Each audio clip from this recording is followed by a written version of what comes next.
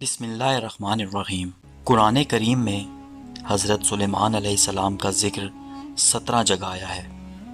ان میں سے چند جگہ کچھ تفصیل کے ساتھ ذکر ہے اور اکثر جگہ مختصر طور پر ان انعامات اور فضل و کرم کا تذکرہ ہے جو خدا کی جانب سے ان پر اور ان کے والد حضرت داؤد علیہ السلام پر نازل ہوتے رہے۔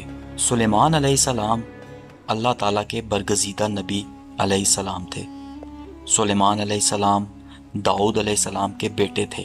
سمجھا جاتا ہے کہ انہوں نے متحدہ اسرائیل پر 930 قبل مسیح سے لے کر 970 قبل از مسیح تک حکومت کی۔ ان کے بعد ملک اسرائیل کے 2 حصے شمالی اور جنوبی ہو گئے۔ سلیمان کا سلسلہ نسب یہودا اولاد یعقوب کے واسطے سے یعقوب علیہ السلام سے جا ملتا ہے۔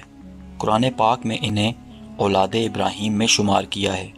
داؤد علیہ السلام کی طرح اللہ تعالیٰ نے سلیمان علیہ السلام کو بھی بہت سے معجزے عطا کر رکھے تھے۔ آپ جانوروں کی بولیاں سمجھ لیتے تھے، ہوا پر آپ کا قابو تھا، آپ کا تخت ہوا میں اڑا کرتا تھا، یعنی صبح اور شام مختلف سمتوں کو ایک ایک ماہ کا فاصلہ طے کر لیا کرتے تھے۔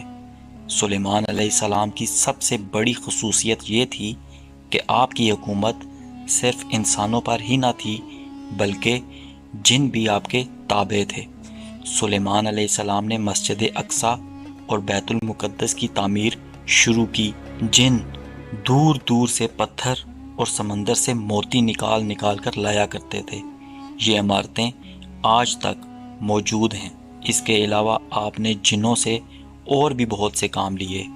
جب حضرت سلیمان علیہ السلام نے فیصلے کے لیے جلوس کا ارادہ فرمایا تو جناتوں کو حکم دیا کہ وہ ان کے لیے ایک نادر الوجود اور عمدہ کرسی تیار کریں جس کی صفت یہ ہو کہ جھوٹا مدعی یا گواہ اس کے دیکھنے سے تھرانے لگے۔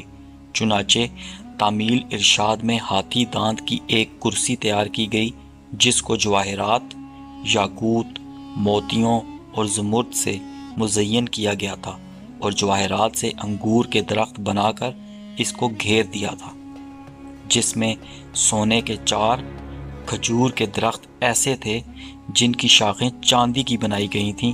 ان میں سے 2 درختوں کی چوٹی پر 2 گدھ بنائے گئے تھے اور اس کرسی اور تخت کے دونوں کوشوں پر سونے کے 2 شیر تھے جن کے سروں پر سبز زمرد کے ستون نصب کیے گئے تھے۔ اس طرح جنات نے اس تخت کو ایسے سخت پتھر پر رکھا تھا جس کے نیچے سونے کا ایک اژدہا بنا تھا جو اس تخت کو گھماتا تھا۔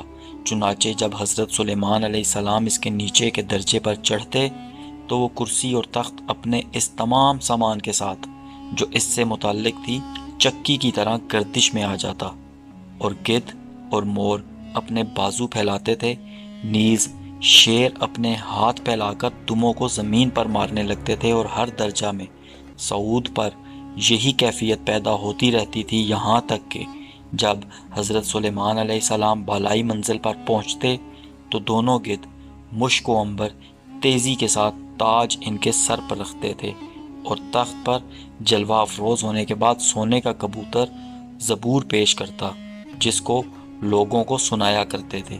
ان کے دائیں جانب علماء بنی اسرائیل سونے کی کرسیوں پر بیٹھتے تھے اور بائیں جانب معزز جنات چاندی کی کرسیوں پر۔ اس طرح حضرت سلیمان علیہ السلام فیصلے کے لیے جلوس فرماتے تھے، اور جب کسی معاملے کی شہادت کے لیے گواہ آتے تو وہ کرسی میں اپنے سامان کے گردش میں آ جاتی تھی، اور شیر و گدھ اور طاؤس اپنے مذکورہ کام میں مشغول ہو جاتے تھے۔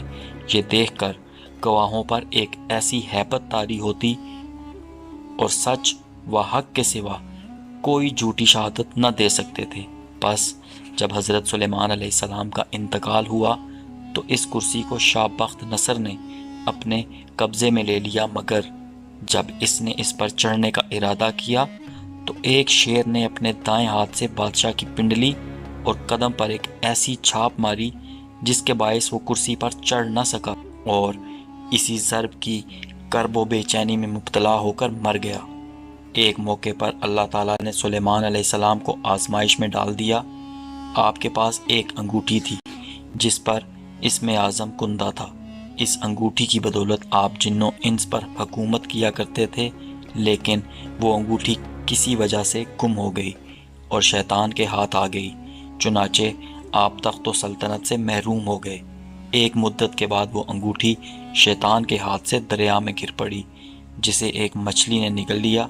وہ مچھلی سلیمان علیہ السلام نے پکڑ لی۔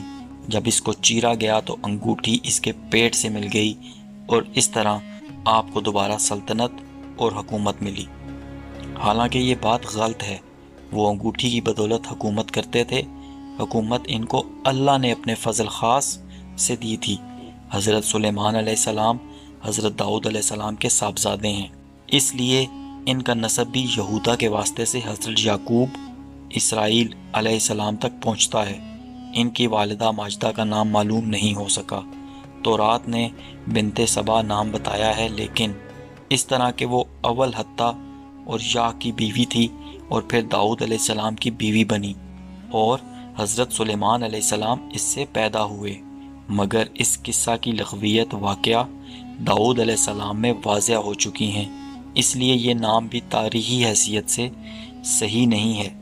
ابن ماجہ کی ایک حدیث میں صرف اس قدر منقول ہے کہ نبی اکرم صلی اللہ علیہ وسلم نے فرمایا کہ سلیمان بن داؤد علیہ السلام کی والدہ نے ایک دفعہ سلیمان علیہ السلام کو یہ نصیحت فرمائی، بیٹا رات بھر نہ سوتے رہا کرو، اس لیے کہ رات کے اکثر حصے کو نیند میں گزارنا انسان کو قیامت کے دن اعمال خیر سے محتاج بنا دیتا ہے۔ حضرت سلیمان علیہ السلام کی کرسی کی وسعت و ہیبت و دبدبہ اور انصاف کا پتہ چلتا ہے، اور اللہ کی ذات اور قدرت پر ایمان مضبوط ہوتا ہے کہ اس کی مخلوق میں اس قدر رعب و دبدبہ ہے، تو خود خالق کس قدر قادر مطلق اور رعب و دبدبہ والا ہوگا۔ اللہ تعالی ہم سب کو اس واقعے سے سبق حاصل کر کے اللہ کی ذات پر یقین کامل کرنے کی توفیق عطا فرمائے، آمین یا رب العالمین۔